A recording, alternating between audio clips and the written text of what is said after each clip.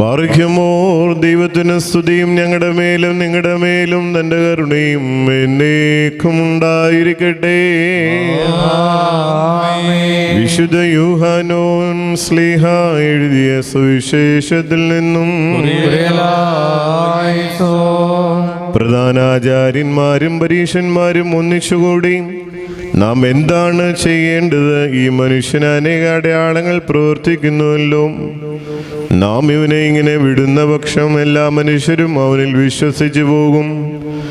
റോമാക്കാർ വന്ന് നമ്മുടെ പ്രദേശത്തെയൊക്കെയും ജനങ്ങളെയും അപഹരിക്കുകയും ചെയ്യും എന്ന് പറഞ്ഞു. അവരിൽ കയ്യാപ്പ എന്നു പേരുള്ള ഒരുവൻ ആ സംവത്സരത്തെ പ്രധാനാചാര്യനായിരുന്നു.